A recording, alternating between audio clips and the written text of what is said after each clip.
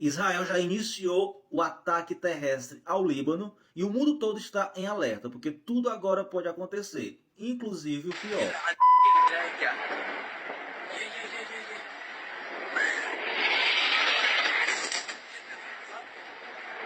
Israel e os Estados Unidos confirmaram que essa incursão é somente na fronteira do sul do Líbano e já houve um recuo de 5 quilômetros dos soldados libaneses. Obviamente que é uma grande mentira, porque o próprio Estado terrorista de Israel já falou esta semana passada, que sim, pretende e vai invadir por via terrestre todo o estado do Líbano. Ou seja, isso é só o começo. Ataques aéreos são efetuados tanto por Israel como pelo Líbano. Israel atingiu o sul de Beirute, capital do Líbano. Lembrando que na madrugada de ontem para hoje já tinha atingido o centro de Beirute. Nesse ataque do centro de Beirute foi morto um dos líderes do Hamas. E já são mais de 100 mil pessoas, segundo a ONU, que fugiram do Líbano para a Síria. Por outro lado, foram detectados mais de 10 projéteis partindo do Líbano em direção a Israel. Parte dos projéteis foram interceptados e outra parte caiu em locais isolados. O som de sirenes em Israel é muito forte. Já em Beirute, capital do Líbano, Israel determinou evacuação de um bairro inteiro, pois mais ataques serão feitos a essas localidades. E o presidente Lula, que está em viagem no México para a posse da presidenta eleita do México, decidiu fazer a repatriação da população brasileira que vive no Líbano. São aproximadamente 21 mil brasileiros que moram no Líbano. Aeronaves da Força Aérea Brasileira irão pegar esses cidadãos no aeroporto de Beirute, no Líbano, que ainda está em funcionamento, e também numa base aérea da Rússia que fica na Síria. E a Embaixada do Brasil no Líbano está colhendo todos os nomes de todas as pessoas que queiram deixar. E o presidente Lula voltou a criticar os ataques de Israel no Líbano e classificou como matança desnecessária. Disse que nos jornais só aparecem os nomes dos terroristas que Israel está matando, mas a imprensa simplesmente está negligenciando e omitindo a quantidade de pessoas civis inocentes que estão sendo mortas pelo Estado de Israel. Falo também que, mais uma vez, precisa repetir que é terminantemente contra o que Israel tem feito em Gaza, onde já morreram mais de 41 mil mulheres e crianças inocentes. Prestando atenção na fala do Lula, eu fiquei me perguntando, será se a imprensa ocidental está tratando os civis vítimas dessa guerra da mesma forma que ela tratou e trata os civis vítimas da guerra da Ucrânia? É óbvio que não. Isso daqui são prédios residenciais destruídos em imagem visto via satélite em Gaza, feito por Israel. Me diga, como é que esse país vai conseguir se reerguer? Gaza está praticamente quase que apagada do mapa. O Hezbollah informou que será escolhido o sucessor do líder morto por Israel o mais breve possível. E a pergunta que não quer calar: Hezbollah, que possui um grande exército, ainda representa uma ameaça a Israel? De maneira bem simples, se a Síria e o Irã entrarem de cabeça nessa guerra, que a gente acredita que eles não irão entrar porque talvez não tenham número de soldados suficiente para guerrear contra Israel, Estados Unidos e OTAN, mesmo que eles entrem, provavelmente eles não terão apoio de grandes exércitos que sim poderiam combater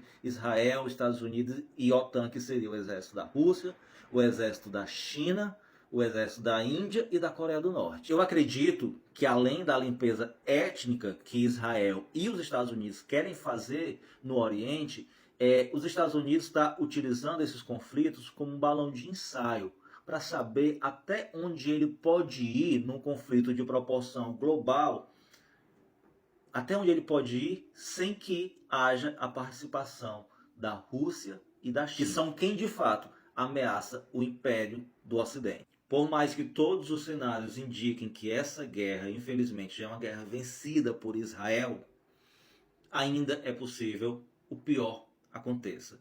Ainda é possível, sim, que haja um cenário de conflito a nível global com participação das grandes potências, que seria o Ocidente contra o Sul global, e ainda há a possibilidade pior de todas, que seria o uso de armas nucleares, que poderia causar uma destruição em massa de pessoas do planeta Terra. Caso isso aconteça, vamos ver quem tem a coragem de apertar o botão primeiro e quem irá conseguir, se conseguir, apertar o botão por último. Depois de ser indiciado pela polícia por suspeita de lavagem de dinheiro e organização criminosa, depois de ter vendido a mesma aeronave 2 vezes, depois da polícia ter encontrado um cofre contendo 150 mil reais em espécie, com notas de euro e reais, que foi dito que era para pagar fornecedores em plena época de tecnologia, alguém ainda paga fornecedores em dinheiro, e depois de 18 notas fiscais sequenciais totalizando mais de 8 milhões emitidas no mesmo dia, ser considerado sócio oculto da empresa de apostas virtuais, Gustavo Lima apareceu hoje com essa cara de boneco de cera que tostou demais no sol, se defendendo. Tentou apresentar uma calma e uma paz que não condiz com a sua cara e deu algumas justificativas, a meu ver, esfarrapadas sobre as acusações que pesam contra ele. Mas o melhor de tudo foi ver a Deolane postar uma indireta pro Gustavo Lima, onde ela postou isso daqui ouvindo uma música do cantor chamado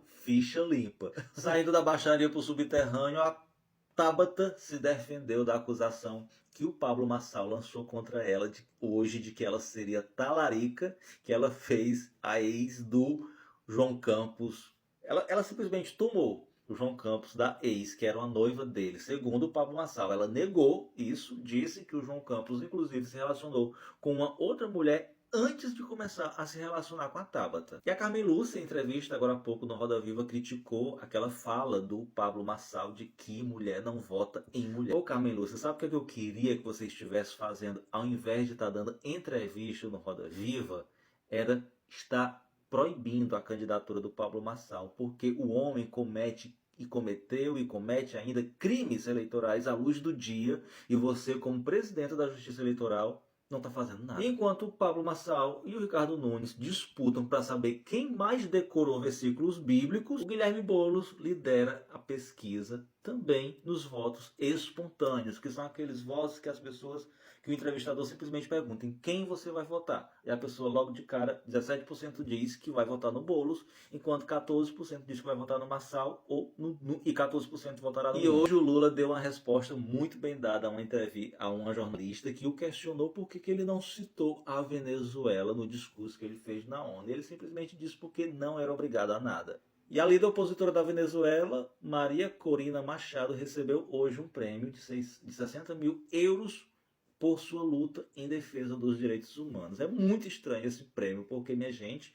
uma política da extrema-direita defender os direitos humanos, eu tô pra ver. E o dono do ferro velho, que deu um fim no carro que foi usado para assassinar Marielle, foi condenado hoje pelo STF a 5 anos de prisão. E essas duas cientistas que haviam sido condenadas na justiça por desmentir uma fake news, hoje tiveram anulada essa sentença. Elas tinham desmentido um nutricionista ou pseudonutricionista que tinha dito que vermes eram os causadores da diabetes. Ou seja, elas desmentiram com conhecimento científico uma fake news e ainda haviam sido punidas. Pode o negócio. Você provavelmente não ficou sabendo dessa notícia porque o dia hoje foi muito cheio de informação, mas eu vou te contar. Houve hoje uma operação da PF, da Controladoria Geral da União, em cima de desvios feitos do Ministério do Esporte do governo Bolsonaro.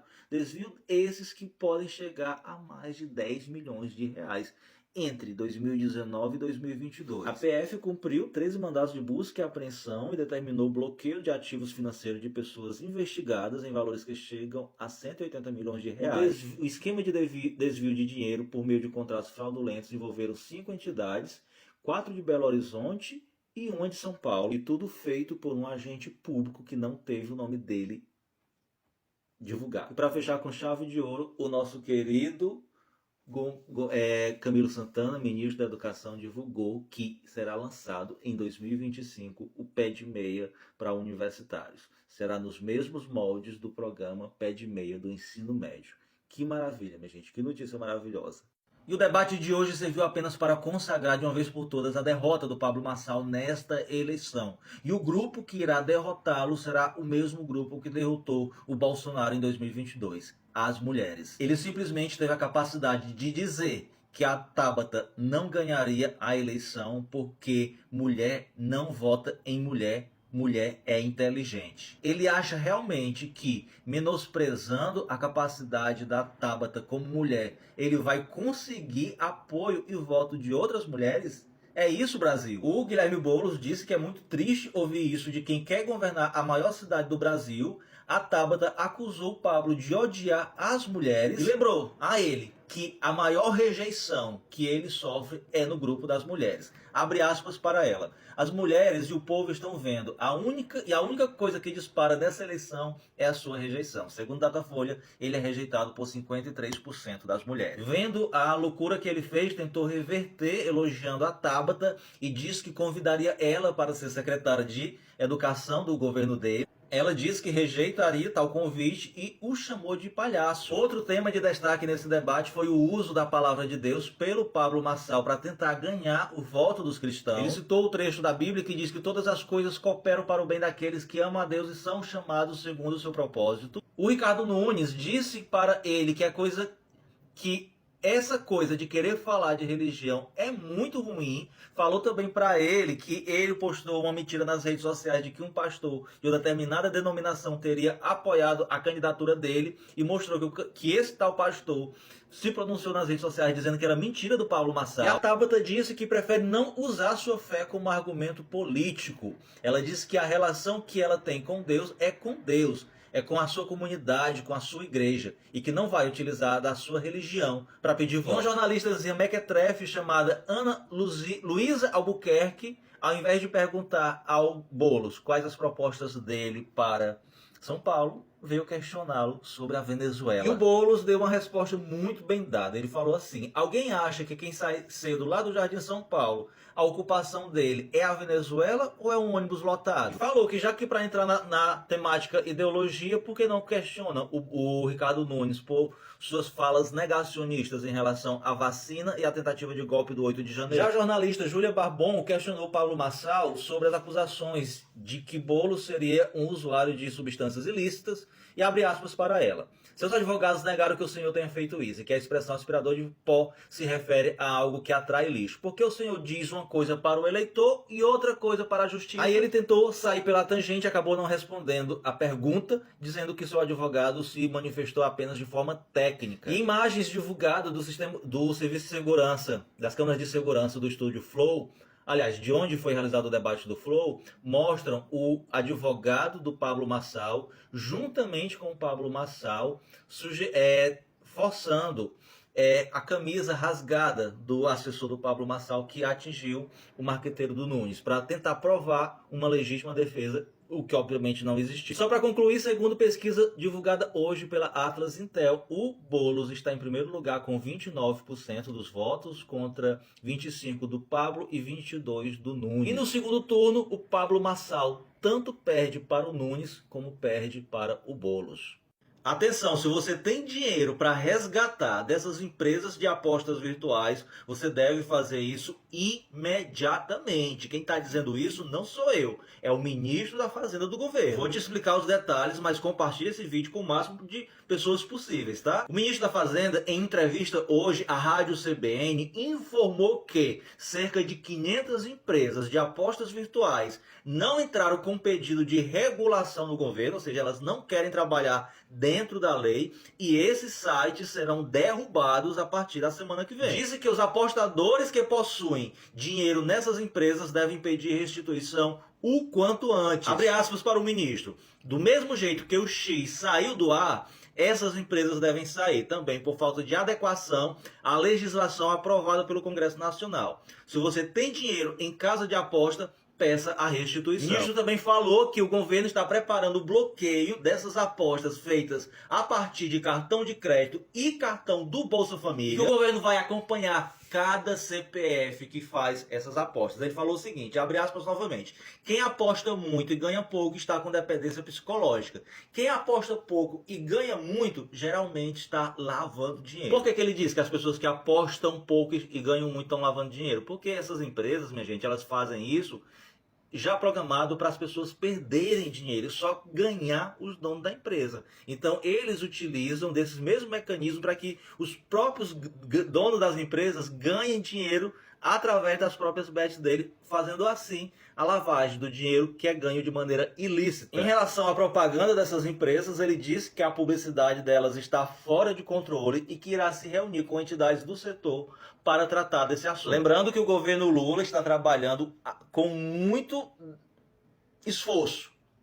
Lembrando que o governo Lula montou um projeto interministerial para tratar desse assunto que é muito sério, a mando do presidente Lula, que ficou irritadíssimo quando descobriu, através de dados do Banco Central, que uma grande quantidade de beneficiários do Bolsa Família, ao invés de estar usando dinheiro para comprar alimentos, estão usando dinheiro para perder para essas empresas de apostas virtuais. E só para concluir, lembrem sempre quem são os responsáveis por esse crise que essas empresas estão causando no sistema financeiro brasileiro. Primeiro, Michel Temer, que autorizou sem nenhum tipo de regulação, e segundo, Bolsonaro, que tinha um prazo de 2 anos para regulamentar essas empresas e simplesmente não fez, passando 4 anos no poder. Agora a pergunta que não quer calar: quando todas elas estiverem todas regulamentadas e fiscalizadas pelo poder público, sem direito à publicidade, o que será desses influenciadores que ostentam tanta riqueza sem o din-din dessas empresas? Vão fazer o que da vida? Vão voltar a fazer rifas? Vão fazer lives NPC pedindo dinheiro para o seu público?